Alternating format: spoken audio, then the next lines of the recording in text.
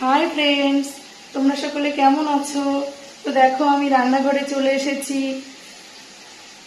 তো রান্না করতে করতে তোমাদের সাথে একটু কথা বলতে চলে এলাম। তো দেখো আজকে আমি কি কি রান্না করছি সেটা তোমাদের দেখাবো।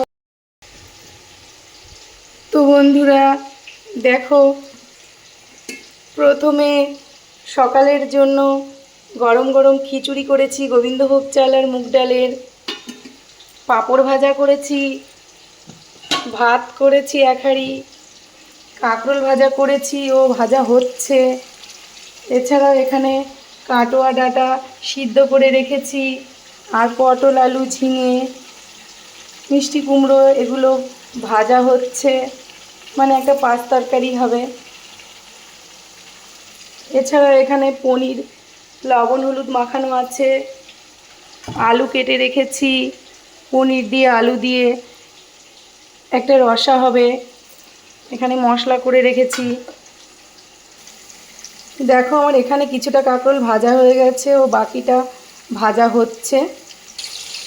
দেখো কুমড়ো পটল এই সবজিগুলোর মধ্যে লবণ আর হলুদ দিয়ে ভাজতে বসিয়েছি।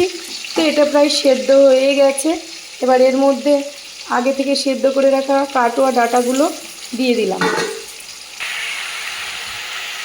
দেখো পাঁচ তরকারিটার মধ্যে একটু আদা জিরের পেস্ট দিয়ে দিলাম।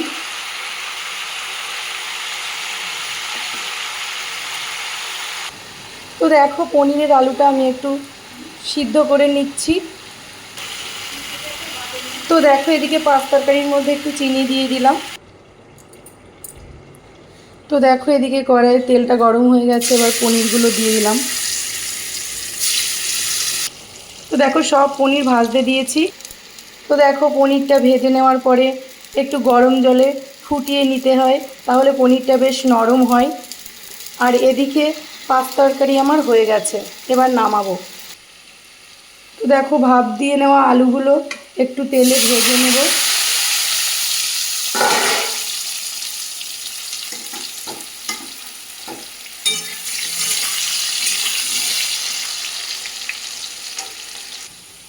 তো দেখো বন্ধুরা আলু আমার ভাজা হয়ে গেছে। আমি আলু সবসময় একটু ভাপ দিয়ে নিই। আর এদিকে পনিরও ফুটছে। এভাবে পনির গরম জলে একটু ফুটিয়ে নিলে নরম তুলতুলে হয়। তো দেখো আলুও ভেজে নেওয়া হয়ে গেছে, পনিরও ভেজে ফুটিয়ে নেওয়া হয়ে গেছে। এবার কড়াইয়ে সর্ষের তেল দিলাম কিছুটা। এবার ফোড়নে গোটা দারচিনি, লবঙ্গ, এলাচ আর শুকনো লঙ্কা দিয়ে দিলাম।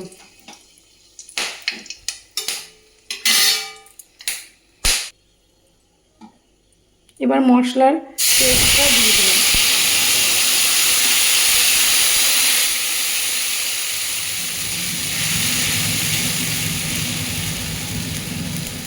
তো মশলার মধ্যে কী কী দিয়েছি বলো তো? একটু আদা, একটু সামান্য একটু জিরে, কাঁচা লঙ্কা, টমেটো। টমেটো তো অনেকে তেলে দেয়, তো আমি তেলের উপর দিইনি, টমেটোটাকে পেস্ট করে দিয়েছি। এছাড়াও একটু পোস্ত দিয়েছি। তো মশলাটাকে এবার ভালো করে একটু কষিয়ে নিই। তো দেখো অল্প একটু হলুদ দিয়ে দিলাম। হলুদ দিলেও পারো না দিলেও পারো, তাতে কোনো অসুবিধা নেই। পরিমাণ মতো লবণ দিয়ে দেবে সবাই, মানে যে যেমন লবণ খাও। তো দেখো মশলা থেকে তেল ছাড়তে শুরু করেছে। এবার আমি এর মধ্যে ভেজে রাখা আলুগুলো দিয়ে দিলাম।